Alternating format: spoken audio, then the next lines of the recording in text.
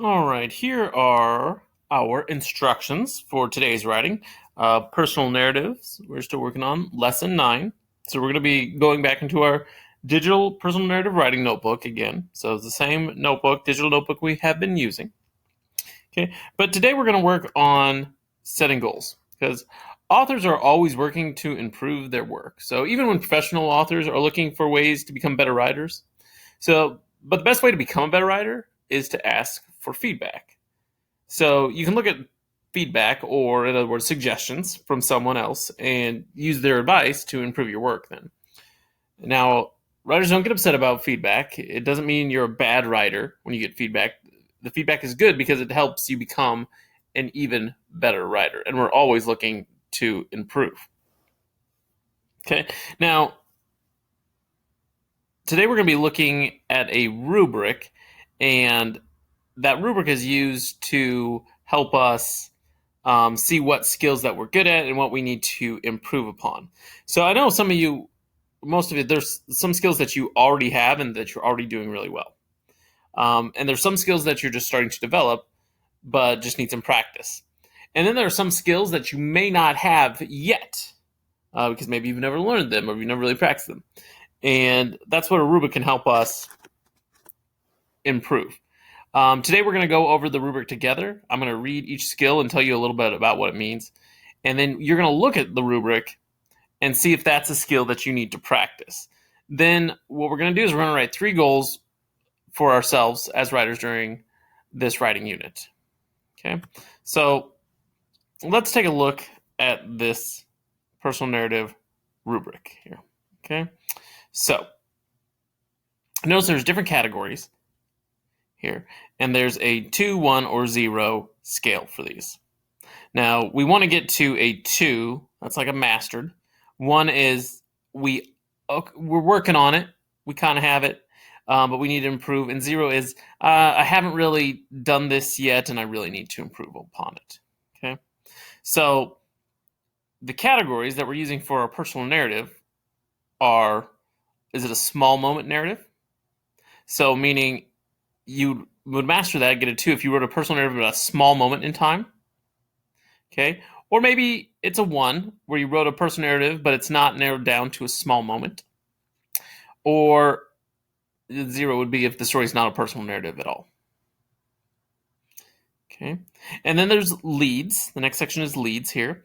Lead is the beginning of our story. So we've mastered that with a 2 if we wrote a lead that is interesting and grabs the readers. So our story starts off with something real attention grabbing, and the reader's like, oh, I want to keep reading.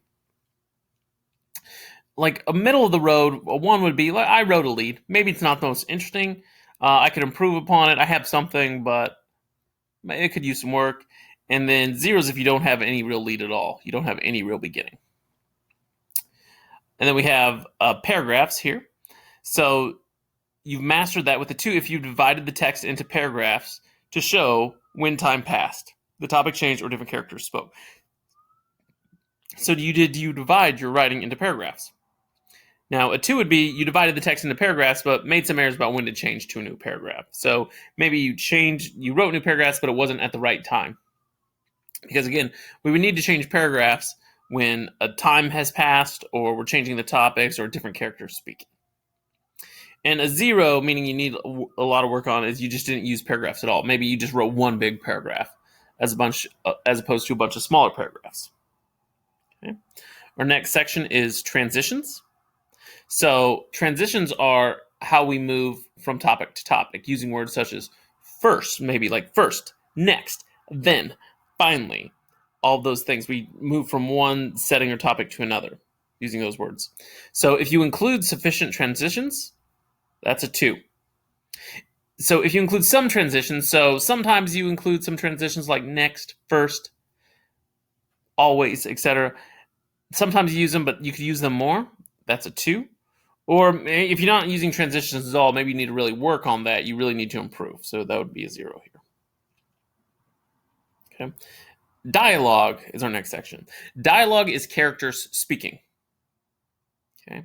So dialogue is characters in our story speaking. So we've mastered that with a 3 with a 2, if we use dialogue to show what characters said and punctuated the dialogue correctly.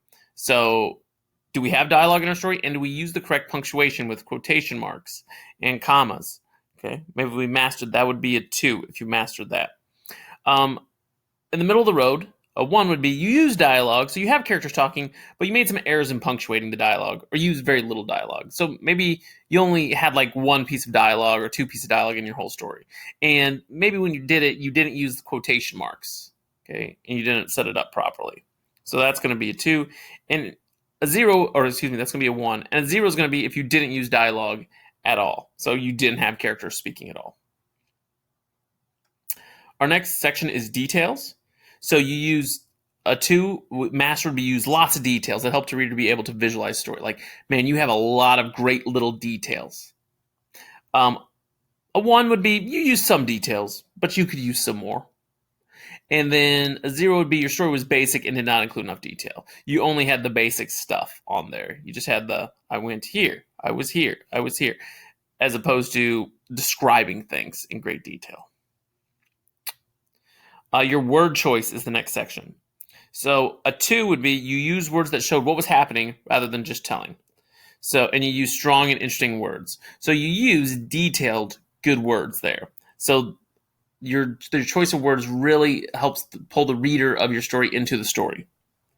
A 1 would be use words that told what happened rather than showing or use tired and overused words.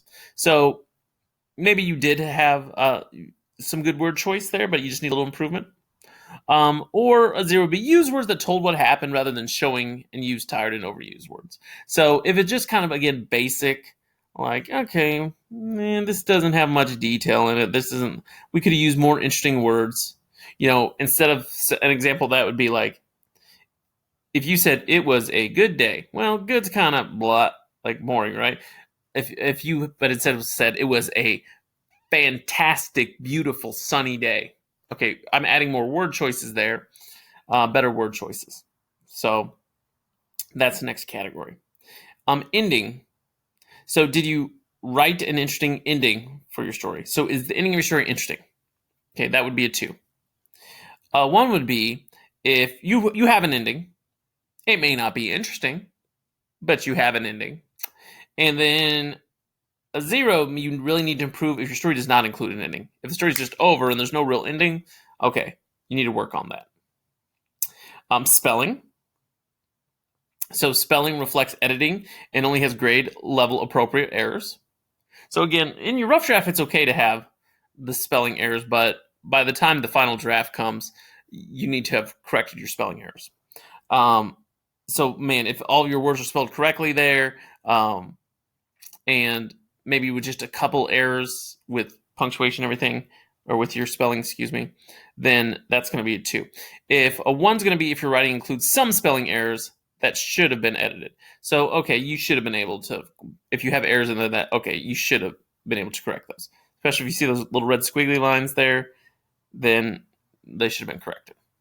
If the writing has many spelling errors and should have been edited. So if there's a lot of spelling errors, you're going to get a 0 there. And you don't have to be a great speller to be able to do this. You just need to be able to go and look it up then later, right? Again, if that little red squiggly line shows up, hey, this word's not spelled correctly. I need to fix it. And then finally, punctuation. So if you use correct punctuation, commas, periods, capital letters, all that at the right times, you're using correct punctuation. That would be a 2. So if you have some punctuation errors, so mainly you're okay, but occasionally maybe you forgot to capitalize. You wrote I, and you forgot to capitalize the I. Or you forgot to put a period at the end of the sentence, or you forgot to capitalize the name. Every now and again, that would be a 1. Okay, in the middle of the road. And then if the writing has a lot of punctuation errors, so there's just a lot that needs to be corrected, that's going to be a 0.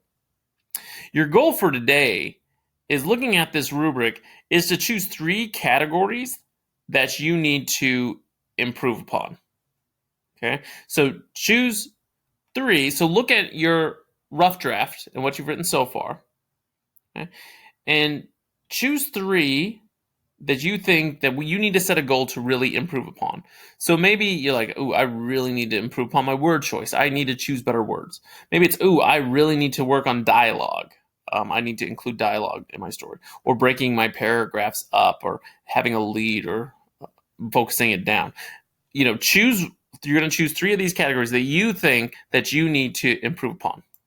What you're going to do is in your digital writing notebook, you're going to go to this slide right here.